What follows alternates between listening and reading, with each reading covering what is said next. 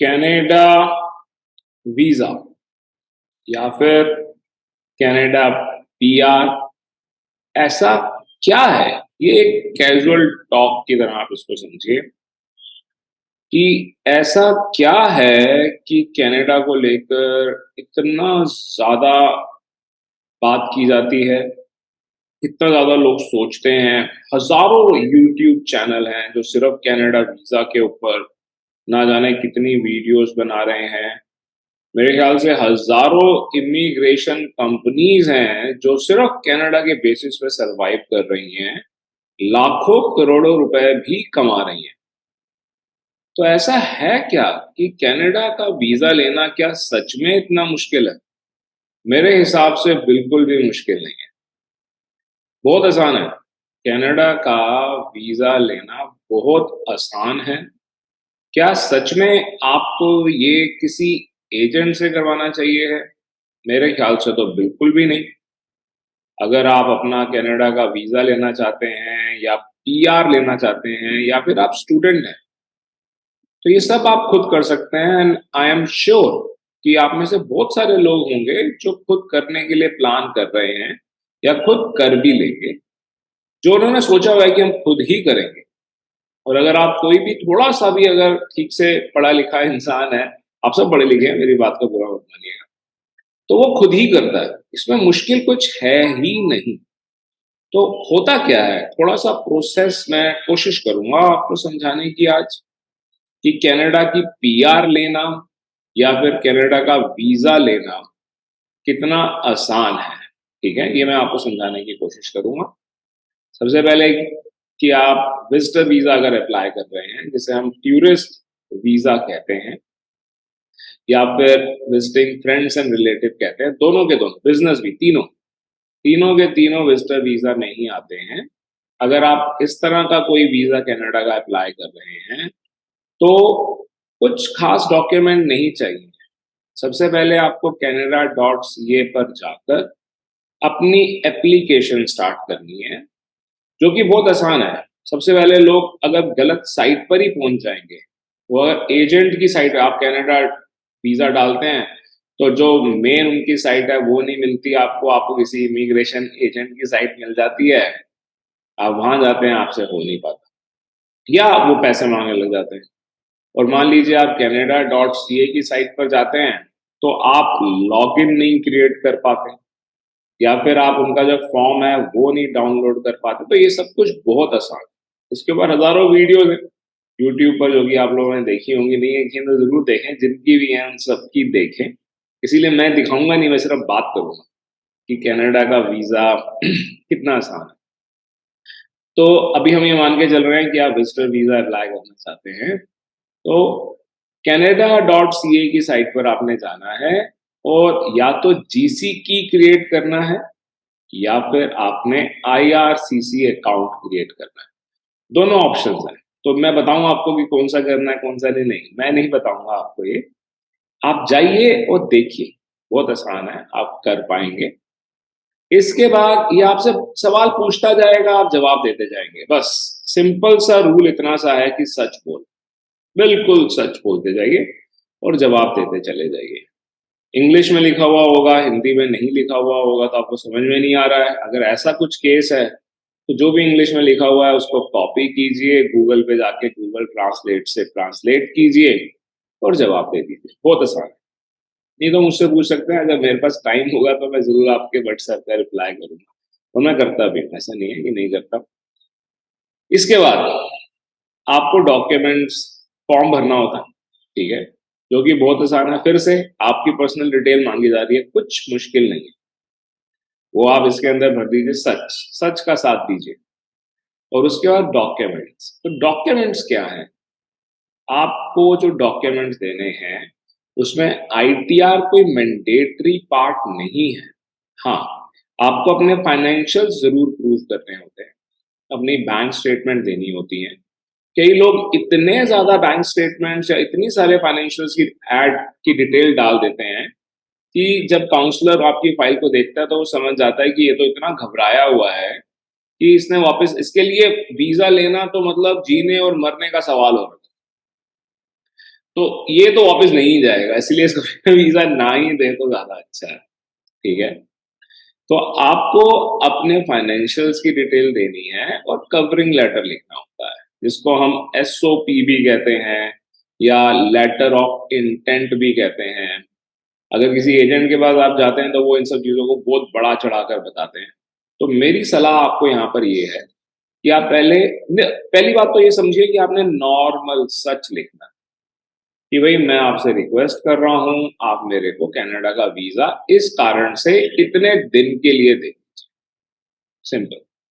जब आपने ये लिख दिया, हिंदी में लिख दिया मान लीजिए या गुरमुखी में लिखा, तो इसको आप गूगल ट्रांसलेट से जाके ट्रांसलेट करके इंग्लिश में कन्वर्ट कर दीजिए। ज्यादा लंबी चौड़ी कहानियां मत लिखिए।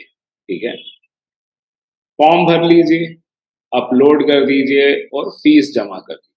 जब आपने फीस जमा कर दी तो ये आपको बायोमेट्रिक के लिए बताएंगे कि आपने आपके नजदीक कौन सा वीएफएस है। अगर आप पंजाब में हैं तो लुधियाना, चंडीगढ़, दिल्ली, मुंबई, पुणे, ऐसे बहुत सारे हैं, कलकत्ता। ठीक है, बहुत सारे का मतलब ये नहीं आप सोचे भी मैं तारन तारण में हूँ तो यहीं पर ही बनवा दो, तो ऐसा नहीं है। ठीक है, पर हाँ काफी है। आप वहां जाके अपना बायोमेट्रिक देंगे, फिर आपके पास ईमेल आएगी कि हाँ जी आप अपना पासपोर्ट लेकर आ जाइए। इसका मतलब वीजा लग गया। अगर वीजा नहीं मिल रहा है तो लिखा हुआ आएगा कि सॉरी हम आपको वीजा नहीं दे रहे हैं, क्योंकि हमें ऐसा लगता है कि आप वापस नहीं आएंगे। तो दो ही चीजों का आपने ध्यान देना है, एक तो सच बोलना और दूसरा आपने जब आप अप्लाई कर रहे हो तो आप यही समझ के अप्लाई कीजिए कि आपने जरूर वापस आना है, आपसे गलती होगी ही नहीं। ठीक है, तो अगर आप ये सोचते हैं कि आईटीआर जरूर होगी तभी अप्लाई करना है, तो ऐसा नहीं। अब मैं थोड़ी सी बात करता हूँ पीआर की कि कनाडा की पीआर लेना, कुछ कंपनीज हैं जो मैं देखता हूँ कि लोगों से कह रहे हैं कि आइए आइए हमारे पास करोड़ों रुपए खर्च कीजिए या लाखों रुपए खर्च कीजिए, हम आपको पीआर दे देंगे। अब आप समझिए कि अगर इस तरह की किसी एजेंट के पास आप जाते हैं तो क्या उसके पास कोई जादू की छड़ी है? क्या वो कनाडा गवर्नमेंट को कहेगा कि देखिए जो मेरा कैंडिडेट है वो मेरे पास आ गया है तो ये डिफरेंट इंसान है, इसका पासपोर्ट भी डिफरेंट है, इसका सब कुछ डिफरेंट है, आप इसको वीजा दे दीजिए या इसको पीआर दे दीजिए? तो ऐसा तो नहीं है। तो अगर आपको पीआर लेनी है तो आपको थोड़ा सा यही समझना है कि कनाडा क्या कह रहा है। कनाडा ये कह रहा है कि जो कोई भी इंसान इतना पढ़ा लिखा है कि वो कनाडा में आके आराम से नौकरी कर पाएगा, या जिसका कोई रिश्तेदार, फैमिली मेंबर पहले से कनाडा में है, तो उसको हम पीआर दे देंगे।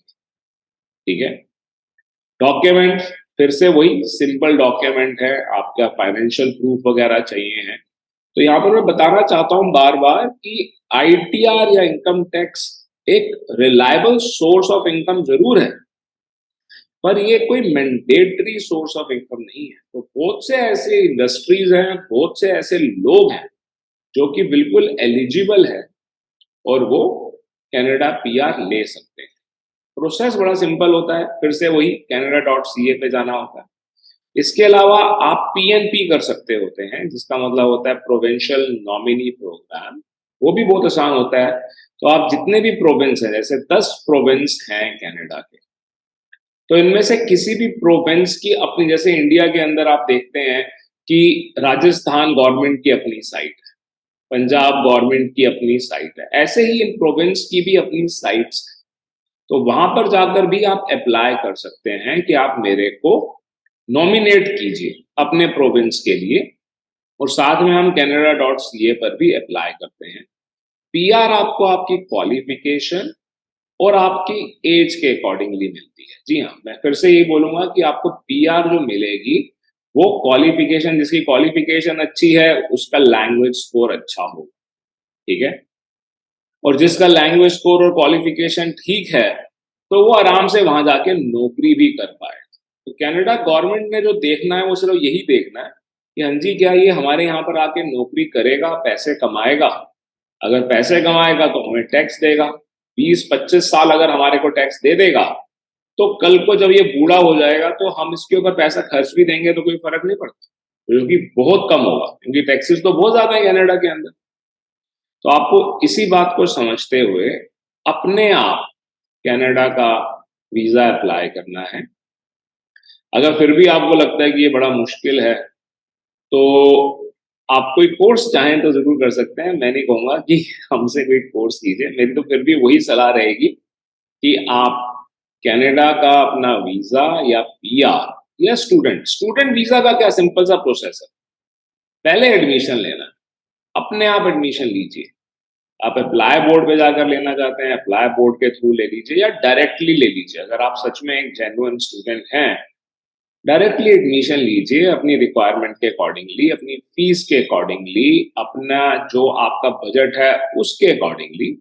आपके बैंड कम है तो भी आपको एडमिशन मिल जाता है, तो कोई एजेंट केस में बताने वाली क्या बात है। अगर आप लैंग्वेज कोर्स करेंगे तो कम बैंड पर भी आपका एडमिशन हो जाएगा, ठीक है। तो पहले एडमिशन ले लीजिए। अगर आपने किसी भी इंस्टीट्यूट में, कॉलेज में, स्कूल में, यूनिवर्सिटी में कनाडा की एडमिशन ले लिया, तो वो अपने आप ही आपका वीजा का प्रोसेस भी करवा देंगे। तो कनाडा वीजा एक बहुत बड़ी इंडस्ट्री बन चुकी है। अगर हम ये थोड़ा सा पढ़ते हैं इनों की गवर्नमेंट पोर्टल पे, तो इन्होंने अब डिसाइड किया है कि 5 लाख लोगों को वीजा देंगे।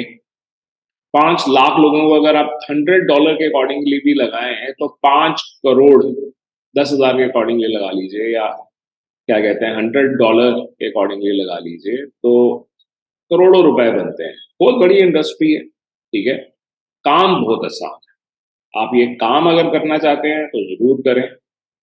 कोई भी जो भी कनाडा का वीजा लेना चाहता है, वो कम से कम 10 एजेंट से बात करता है। तो आपको वो तब चूज करेगा जब आपकी नॉलेज उन 10 लोगों से ज्यादा है, उन 10 में सबसे ज्यादा है। दूसरा, जो भी कनाडा का वीजा अप्लाई कर रहा है, एवरेज वो 4 एजेंट्स को पैसे देता है, ठीक है। जो एजेंट के थ्रू करना चाहते हैं, जो अपने आप कर रहे हैं तो वो तो कर ही लेते हैं, उनके लिए और भी आसान होता है। तो अगर आप ये बिजनेस करना चाहते हैं तो ये बिजनेस बहुत आसान है। ये एक ऐसा बिजनेस है जिसके अंदर कोई इन्वेस्टमेंट नहीं है। इन्वेस्टमेंट आपका टाइम है और आपकी नॉलेज है। इसके लिए क्या कोई किताब है? किताब हमने जरूर लिखी हुई है जो चीजों को आसान कर देती है, पर क्या इसकी कोई किताब है? हाँ, बिल्कुल है। वो canada.ca की साइट है। तो अगर आप पढ़ना चाहते हैं, सीखना चाहते हैं, तो आप canada.ca पे जाकर अगर उसे पढ़ते रहें तो भी आपको बहुत सी चीजें समझ में आ जाएंगी और आप अपने आप इसे कर पाएंगे। पर लोगों से बेवकूफ ना बने। लाखों रुपए का काम नहीं है। कोई भी एजेंट कोई ऐसा जादू नहीं कर रहा कि आप उसको लाखों रुपए दें।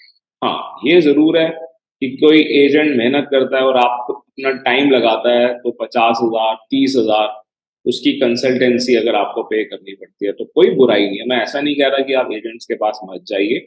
अगर आपके पास टाइम ही नहीं है, तो एजेंट के पास जाने से आपका जो टाइम बचता है, उस टाइम में आप हो सकता है 10 लाख रुपए कमा सकते हैं और एजेंट आपसे सिर्फ 1 लाख रुपए ले रहा है। और अगर आपके पास इतना टाइम है कि आप लोगों को व्हाट्सएप कर सकते हैं, फोन कर सकते हैं, हाँ जी बाजी कितना तो उससे अच्छा तो ये है कि आप पढ़ के कर लीजिए। नहीं तो इतनी सारी जो वीडियोस हमारे बाकी भाइयों ने बनाई हुई है, हमें बनाने की जरूरत ही नहीं है। उनको देख कर लीजिए, पर किसी से बेवकूफ मत। This is Mayank from the two